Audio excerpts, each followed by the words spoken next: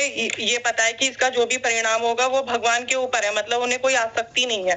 लेकिन and time पे कोई और पहुंच के उस प्रोग्राम का पूरा जिम्मा अपने ऊपर ले ले कि मेरे वजह से ये प्रोग्राम इतना अच्छा हुआ है ना, मैंने ही सब कुछ करा है, वाह ही वो ले ले। तो जो सामने वाली माता है उनको ये तो चिंता नहीं है, उन्हें ये पता है कि हाँ भगवान ने करवाया हुआ है, वो जो भी करवाया है।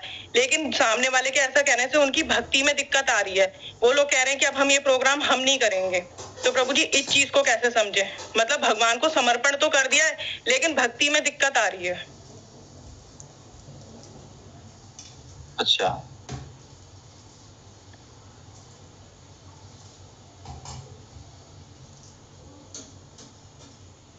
तो मतलब आप ये कहना चाह रहे हैं कुछ माताएं हैं जो कोई प्रोग्राम किया, यही ना? यस प्रभु जी। तो लेकिन उस प्रोग्राम का जिम्मेदारी सिर्फ एक व्यक्ति ने ले लिया। एंड टाइम पे उसने अपना जाके नाम कर दिया कि मेरे वजह से सारा प्रोग्राम हुआ है ये, और जो माताएं इतने दिनों से लगी हुई थी उनका कुछ नहीं है।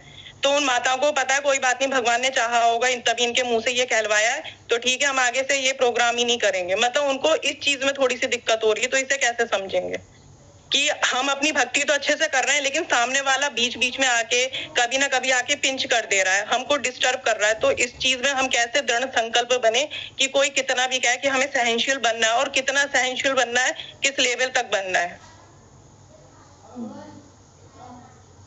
स्थिति कई बार सेवा और श्रेय क्रेडिट के बीच संतुलन नहीं बन पाने के कारण होती है।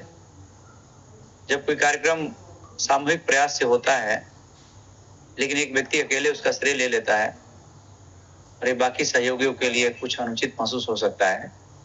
इसे समझने के लिए कुछ मैं संतुलित तरीका बता रहा हूँ, इसको प्रैक्टिस करिएगा सब लोग। समझने का सही दृष्टिकोण यह है कि कई बार अहंकार या प्रसिद्धि की इच्छा के कारण व्यक्ति ऐसा करता है।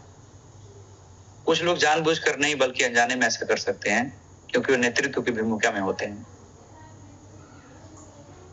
तीसरी बात यह कि यह भी संभव है कि उन्होंने अधिक प्रयास किया हो, इसलिए उन्होंने अपना नाम आगे रखा हो। चौथी बात यह भी हो सकता है कभी कभी यह व्यक्तिगत स्वभाव का हिस्सा होता है। कुछ लोग श्रेय लेना पसंद करते हैं, जबकि कुछ लोग चुपचाप सेवा करना पसंद करते हैं। कैसे संभाले इस सारी स्थितियों को? पहली बात यह कि सही तरीके से कम्युनिकेशन होना चाहिए। अगर ये अनजाने में हुआ है तो शांति से चर्चा करें, क्योंकि बहुत माताओं ने भी बहुत मेहनत किया है और हमें उन्हें भी सम्मान देना चाहिए। यदि बार बार ये हो रहा है तो विनम्रता से कहें यह सेवा सामूहिक प्रयास से था, इसलिए सबको श्रेय मिलना चाहिए इसका। ये ध्यान रखें कि समूह की भावना बनाए रखें। यदि कोई अकेले श्रेय ले रहा है तो सार्वजनिक रूप से सभी के योगदान को उजागर करें। जैसे अगली मीटिंग में कहें कि इस कार्यक्रम में सारी माताओं ने बहुत मेहनत किया है, उनका योगदान सबका सराहनीय है। और सेवा भावना को प्राथमिकता जरूर दें, क्योंकि भगवत गीता में भगवान श्री कृष्ण कहते हैं सर्वाणि कर्माणि मयि सन्न्यास्य, सभी कर्म मुझे समर्पित करो। यदि हम सेवा को भगवान के लिए कर रहे हैं तो श्रेय मिलने या ना मिलने से कोई फर्क नहीं पड़ता है। भविष्य के लिए योजना बनाएं। अगली बार किसी कार्यक्रम की जिम्मेदारी सबको समान रूप से तय करें। एक बार गलती हो गई कोई बात नहीं, अगली बार जब प्रोग्राम हो तो उस प्रोग्राम से पहले ही मीटिंग हो जाएगी और अपनी अपनी जिम्मेदारी को सार्वजनिक रूप से घोषणा किया जाए। सामूहिक निर्णय लें कि कार्यक्रम के अंत में सारे सहयोगियों को सम्मानित किया जाएगा। एक बार भगवान राम ने अपनी सभा में सारे बानरों को बुलाया और उनकी सेवा के लिए आभार प्रकट किया। कई बानरों ने कहा हमने पुल बनाया है, हमने सेना संगठित किया है, लेकिन हनुमान जी ने सिर झुकाए रखा। जब राम जी ने पूछा हनुमान तुम कुछ नहीं कहोगे, तुम भी तो कुछ कहो हनुमान। हनुमान जी बोले प्रभु सब कुछ आपकी कृपा से हुआ है, तो सेवा का श्रेय मेरा नहीं है बल्कि आपकी कृपा का है प्रभु। तो शुद्ध भक्त वो होता है जो श्रेय लेने की इच्छा नहीं रखता है कभी भी। एक व्यक्ति श्रेय ले रहा है, लेने दीजिए, किसी का श्रेय नहीं मिल रहा कोई बात नहीं, भगवान आपका श्रेय देख रहे हैं। कहने का मतलब है कि यदि कोई व्यक्ति जानबूझकर श्रेय ले रहा है तो विनम्रता से सही मार्गदर्शन करना चाहिए और यदि संभव हो तो सबके योगदान को सार्वजनिक रूप से निश्चित रूप से मान्यता देना चाहिए। यदि हम सेवा को कृष्ण को अर्पित मानते हैं तो हमें श्रेय की चिंता कभी नहीं करनी चाहिए। सेवा ही असली पहचान है, न कि श्रेय। ठीक है माता जी? यस प्रभु जी। हरे कृष्णा। थैंक यू प्रभु जी। और कोई? विमल टंडन प्रभु। प्रभु जी मैं अपनी शंका का समाधान चाह रहा हूँ। कोई भी माता इसको अन्यथा ना लें, जैसे कि माता पूनम माता श्रेय इस कार्य को आगे से छोड़ते हैं, तो श्रेय तो वो तो उन्होंने छोड़ दिया कि भाई हम कोई बात नहीं है, हम काम नहीं करेंगे और इस व्यक्ति ने कोई श्रेय ले लिया इसलिए नहीं करेंगे। तो कहीं ना कहीं हमारे मन में ईर्ष्या भाव नहीं है, इसको ऐसे नहीं समझ सकते हैं। किसी भी तरीके से कुछ तो है ही, हमने अपना काम करा हैगा, वो भगवान के अर्पण कर दिया, लेकिन इस व्यक्ति ने श्रेय लिया है इसलिए नहीं करेंगे, तो कहीं ना कहीं तो हमारे मन में कटुता आ ही रही है ना। प्रभु जी एक बार नहीं हुआ है, कई बार हो चुका है, तो जाके ये बात बोली गई है। मतलब एक सहन शक्ति की भी, एक सहन करने की भी एक लिमिट होती है ना, उस वे में क्वेश्चन पूछा गया है प्रभु जी, एक बार की बात नहीं है। तो माता जी आप मैं इसको अपनी सुविधा के लिए समझने की कोशिश कर रहा हूँ। आपकी बात उचित है, प्रभु जी ने वो बता ही दिया, मार्गदर्शन पूरा कर ही दिया है, लेकिन मैं अपनी समझ को सही करने के लिए पूछ रहा हूँ ये। तो एक बार और थोड़ा दोहराएंगे प्रभु जी, मैं थोड़ा प्रश्न को और समझना चाहता हूँ। मैं ये कह रहा था, माता जी ने जिक्र किया था कि ये काम सबने किया था, लेकिन एक व्यक्ति ने श्रेय लिया, इसमें तो कोई दुराई नहीं है। हतोत्साहित होता है व्यक्ति ऐसे में, जो काम करना चाहता है वो मन लगा के नहीं कर पाता है, ये मनुष्य का स्वभाव है। लेकिन अगर हमारे मन में ये आ रहा है कि इस व्यक्ति ने श्रेय ले लिया और हम आगे से ये काम नहीं करेंगे, तो इट मीन्स कि हमारे में मन में कहीं ना कहीं उसके प्रति द्वेष उत्पन्न हो गया है।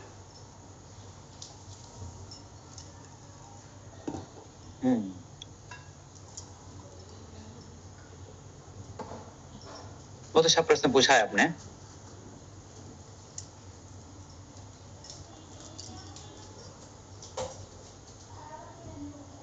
इसको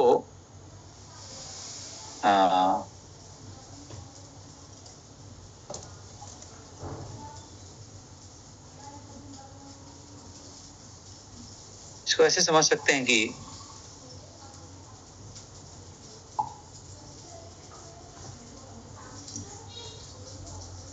अगर हमारे मन में द्वेष यानी ईर्ष्या या गुस्सा या संतोष उत्पन्न नहीं हुआ है, तब तो ये बहुत अच्छी बात है।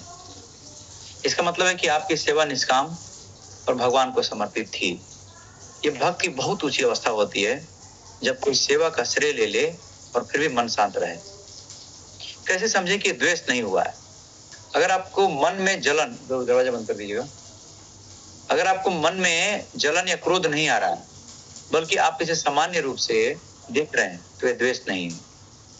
यदि आप सोच रहे हैं कि भगवान देख रहे हैं, मुझे श्रेय की जरूरत नहीं है, तो एक बहुत श्रेष्ठ मानसिकता है ये। आप समझ रहे हैं? बहुत ध्यान समझिएगा।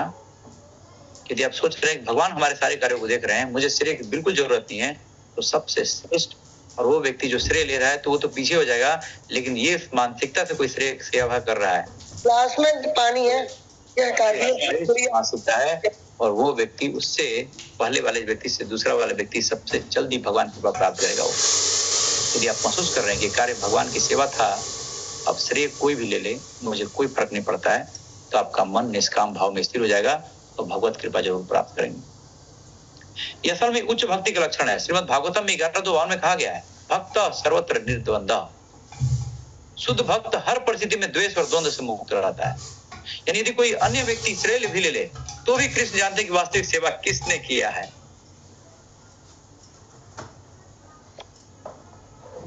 भगवत गीता में 9:22 में कहते हैं, योग क्षेमम बहाम्यम, मैं अपने भक्तों की सारी आवश्यकताओं का ध्यान रखता हूँ। उदारता और समर्पण का भाव अगर देखा जाए तो गोपियों की भक्ति, जब भगवान श्री कृष्ण ने रास लीला में हर गोपी को व्यक्तिगत रूप से अपने साथ अनुभव कराया, तब भी कोई ईर्ष्या नहीं थी।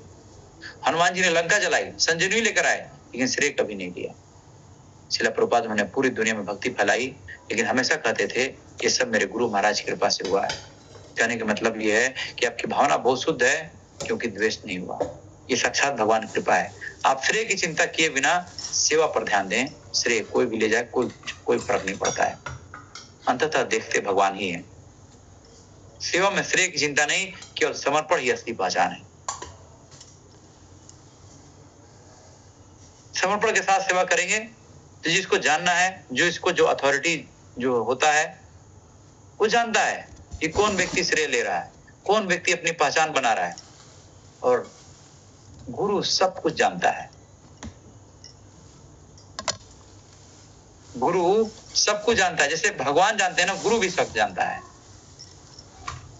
लेकिन उसको भगवान की कृपा दिलाने के लिए बहुत सारी चीजों को आंख मूंद लेता है उसके सामने, फिर भी उस सबको साथ लेके चलता है। क्योंकि गुरु क्या होता है, जैसे भगवान करुणा के सागर है, वैसे ही गुरु भी करुणा के सागर होता है, सबको साथ में लेके चलता है। थोड़ी बहुत कमी होती है, थोड़ी बहुत समस्याएं होती हैं, उसको सहन करता है। फिर 2 साल, 4 साल, 5 साल, 10 साल के बाद कभी न कभी बुद्धि खुलती है तो व्यक्ति फिर छोड़ देता है आदतें। कुछ व्यक्ति अपनी आदतों से मजबूर होता है, वो नहीं चाहता है लेकिन फिर भी हो जाता है। इसलिए अंततः भगवान सब कुछ देखते हैं। शिला प्रभुपाद ने पूरी दुनिया में भक्ति की। हाँ हाँ, बोले प्रभु जी। मैं कह रहा हूँ प्रभु जी, आपके चरणों में दंडवत प्रणाम। आपके शब्दों के चयन के लिए मानता हूँ। आपने सब कुछ कह दिया लेकिन फिर भी कुछ नहीं कहा है। बहुत अच्छी तरीके से समझा दिया।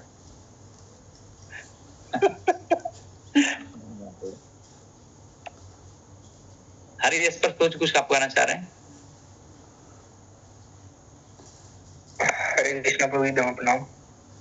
प्रणाम प्रभु जी। जैसे कर्म में कभी कर्म में भगवान जैसे गीता में बता रहे हैं कि बुद्धि योग से कर्म करना चाहिए, कि बुद्धि को लगा के मुझ में और फिर कर्म करें। तो जी जैसे कभी हम कर्म कर रहे हैं तो उसमें जैसे लापरवाही जो हमारे कारण से होती है, तो उसके बाद जो हमें फल मिलता है, तो क्या वो कृष्ण की इच्छा से मिलता है या हमारी लापरवाही का कारण है वो? एक बार फिर से दोहराएं, कोई थोड़ा सुन नहीं पाया मैं ठीक से। तो आपको वॉइस सही आ रही? हाँ, आवाज तो सही है, थोड़ी सी आवाज कम है। मैं हेडफोन लगा लूं क्या? मैं हेडफोन लगा लेता हूँ।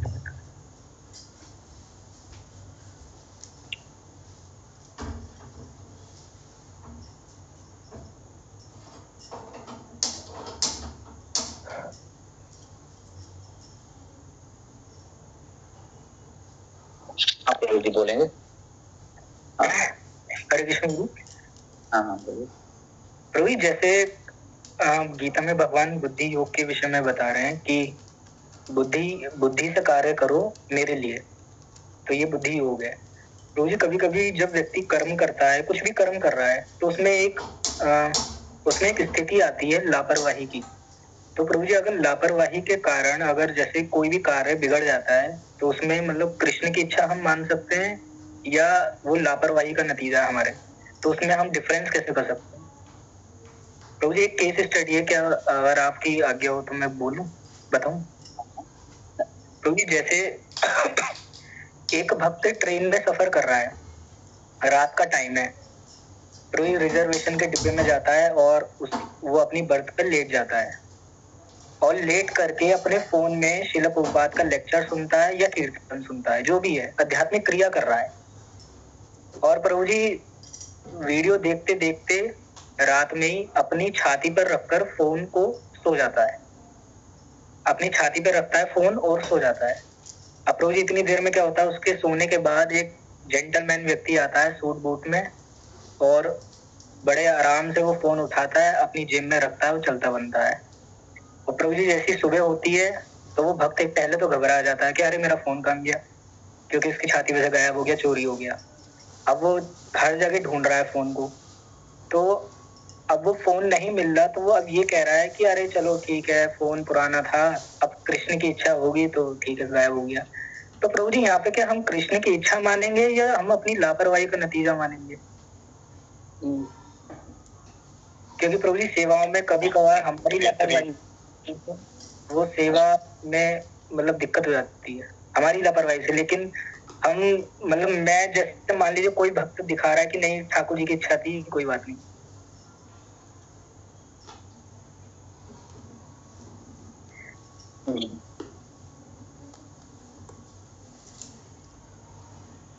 तो और सब प्रश्न उत्तर ले जाते हैं।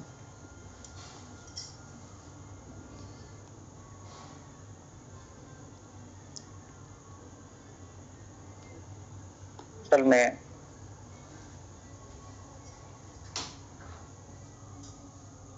देखा जाए तो हाँ, यह लापरवाही का उदाहरण है। कर्म करते समय सावधानी भी जरूरी है। भगवत गीता के 3:9 में भगवान श्री कृष्ण कहते हैं कि यज्ञार्थ कर्मणो लोको अयम कर्म बंधना। सारे कर्म भगवान के करने से अन्यथा बंधन का कारण बनते हैं। इसका मतलब हमें अपने कर्मों को भगवान के लिए करना चाहिए, लेकिन साथ में बुद्धि और सावधानी भी रखनी चाहिए। भक्ति का अर्थ ये नहीं कि हम असावधान हो जाएं। अगर ट्रेन में है तो सतर्क रहना भी हमारा कर्तव्य है। कृष्ण हमारी रक्षा करेंगे, ये सच है। अब चप्पल गायब हो जाए, जूता गायब हो जाए, तो कृष्ण थोड़ी ना आएंगे कि हमारा चप्पल और जूता हमारा कोई नहीं आएंगे। ये हमारा कर्तव्य है। वो सुप्रीम पर्सनालिटी ऑफ गॉड है, भगवान श्री कृष्ण की सेवा दे रहे हैं कि कृष्ण हम सो जाएं और हमारा चप्पल जूता देखते रहिए। आप सतर्क रहें, सतर्क रहना भी हमारा कर्तव्य है। कृष्ण हमारी रक्षा करेंगे, सच है, लेकिन हमें अपनी तरफ से सावधानी भी रखनी चाहिए। हनुमान जी जब लंका गए तो बहुत सतर्क थे। उन्होंने सीता माता को खोजने से पहले पूरा महल की जांच किया। हनुमान जी भगवान के भक्त हैं, लेकिन फिर भी सतर्कता से कार्य करते रहे। भक्ति का मतलब जिम्मेदारी से भागना नहीं है कि सब कुछ भगवान पर ही छोड़ दें। लापरवाही से नुकसान हो सकता है, भले हमारी नियत अच्छी हो। हमें कृष्ण के लिए कार्य करते हुए सतर्क भी रहना चाहिए। भक्ति में ध्यान और सावधानी दोनों बहुत जरूरी है ना। कहने का मतलब यह है कि बुद्धि से कार्य करें, लेकिन लापरवाही नहीं। भगवान श्री कृष्ण भगवत गीता में बार बार सिखाते हैं कि बुद्धि का प्रयोग करते हुए कर्म करना चाहिए। भक्ति का अर्थ ये नहीं है कि हम अपने कर्तव्यों में लापरवाह हो जाएं और सुरक्षा के प्रति पूरी तरह से असावधान हो जाएं। अब ट्रेन में मोबाइल चोरी होने की घटना को ध्यान में रखते हुए अगर देखा जाए तो ट्रेन में मोबाइल पर वीडियो देखते हुए सो जाना और फ्रिज चोरी हो जाना, ये लापरवाही का एक उदाहरण है। अगर कोई व्यक्ति कहे कि भगवान मेरी रक्षा करेंगे लेकिन खुद सावधानी न बरते, तो अभिव्यक्तिपूर्ण भक्ति अंधविश्वास है। ये अब ट्रेन से हम कूद जाएं और कहें कि भगवान ने हम कूदने के लिए हमको प्रेरित किया है, सब विश्वास है। अभिव्यक्तिपूर्ण भक्ति है, विवेकपूर्ण भक्ति नहीं है। भगवान हमारी सचेतना और बुद्धि का परीक्षण भी करते हैं, इसलिए उन्होंने हमें बुद्धि दी है कि ताकि हम सतर्क रहें। बुद्धि भगवान नहीं दिया है, तो कर्म फल भगवान के हाथ में है, ये सत्य है, लेकिन सतर्कता भी हमारी जिम्मेदारी है, ये भी उतना ही सत्य है। भगवत गीता में 6वें अध्याय के 16-17 भगवान कहते हैं, नात्यस्त्रस्तु योगस्ति न चकांत मनस्तता। अर्जुन, न तो अधिक खाने वाला व्यक्ति योगी बन सकता है, न ही जो बिल्कुल ना खाए, न ही जो बहुत अधिक सोए, न ही जो जागते ही रहे। योग में संतुलन आवश्यक है। कहने का मतलब यह है कि अधिक लापरवाही, अधिक चिंता, दोनों से बचना चाहिए। कुछ लोग कहते हैं कि मोबाइल चोरी होना एक प्रारब्ध कर्म फल था। सोच सकते हैं, हाँ, ये प्रारब्ध हो सकता है, लेकिन भगवान ने हमें बुद्धि भी दी है कि हमें अपनी सुरक्षा कर सकते हैं। लापरवाही भी बर्बाद का कारण बन सकती है। प्रारब्ध भले ही पहले से तय हो, लेकिन सतर्कता अपनाना भी कर्म योग का एक हिस्सा है।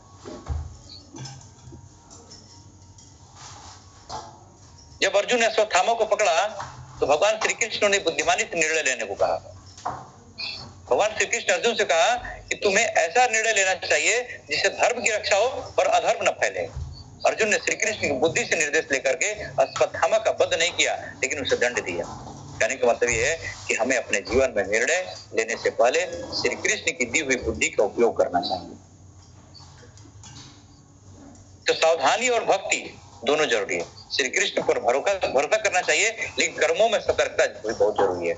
मैं कृष्ण के भक्त हूँ, इसलिए मुझे कुछ नहीं होगा, ये गलत सोच है।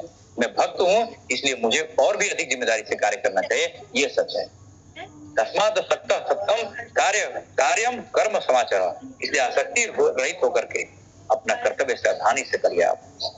कहने का मतलब यह है कि ट्रेन में सफर करते समय सावधानी रखें, मोबाइल या कीमती वस्तुओं को सुरक्षित रखें, नींद आए तो सामान